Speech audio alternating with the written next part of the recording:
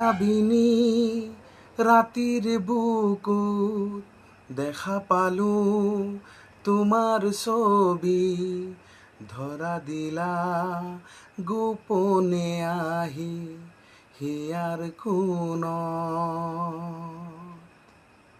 মোৰ আজিৰ এই ভিডিঅ' কৰাটোৰ মেইন কাৰণটো হ'ল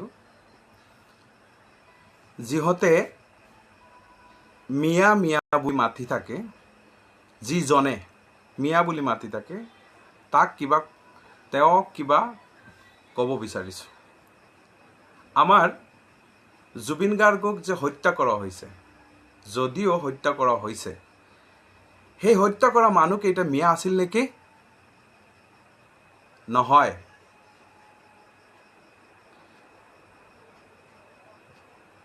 তেতিয়াহ'লে অকল খালি মিয়াক আঁতৰি ৰাখিব কিয় বিচাৰিছে? অকণমান চিন্তা কৰক। এইবোৰ পলিটিক্স নকৰিব বন্ধু, এইবোৰ পলিটিক্স নকৰিব।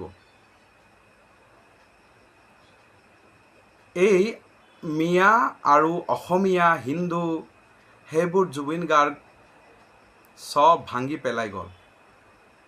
আৰু কিয় ধৰিব খুজিছে? চাওক, ভগৱানে হওক, আল্লাই হওক, যিটো বতাহ দিয়ে, সেই বতাহটো অকল হিন্দুৰ কাৰণে আহে নেকি? অকল মিয়াৰ কাৰণে আহে নেকি? চবৰ কাৰণে দিয়ে। বৰষুণ, পানী, যিবোৰ আমি প্ৰকৃতিৰ পৰা পাওঁ, সেই গোটেইকেইটা বস্তু ভগৱানে অকল হিন্দুক দিয়ে, অকল মুছলমানক দিয়ে? নিদিয়ে।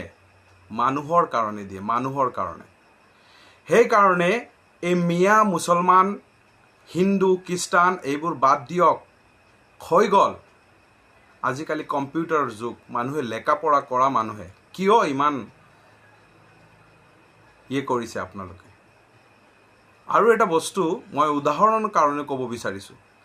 আমি অসমীয়া কৈ থাকোঁ আৰু মুছলমানক মিয়া বুলি কৈ থাকোঁ। অকণমান শুনিবলৈ চেঞ্জ, মিয়া আৰু অসমীয়া।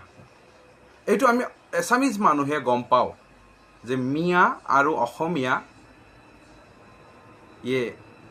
বেলেগ বেলেগ শব্দ। কিন্তু আপুনি আমেৰিকাত যাওক বা আমাৰ ভাৰতৰ বেলেগ ৰাজ্যলৈ যাওক, সিহঁতে ক'ব সিহঁতে অসমীয়া কৈ থাকে আৰু তোমালোক মুছলমানক মিয়া কৈ থাকে। দুটা বস্তু লাষ্টত মিয়া হৈ আছে। আচলতে ভগৱান আল্লাই এইটো মিলাই দিছে, আমি বুজিব পৰা নাই। বুজি লওক, মিয়া আৰু অসমীয়া এইটো বেলেগ কোনো শব্দ নাই। চব মানুহ আমি। মানৱতাৰ কাৰণে আমাক জীয়াই থাকিবৰ লাগিব। আৰু এইটো আমাক আমাৰ লিজেণ্ড জুবিন গাৰ্গে ভালকৈ শিকাই থৈ গৈছে। জয় জুবিন দা। I love Zubeen Garg.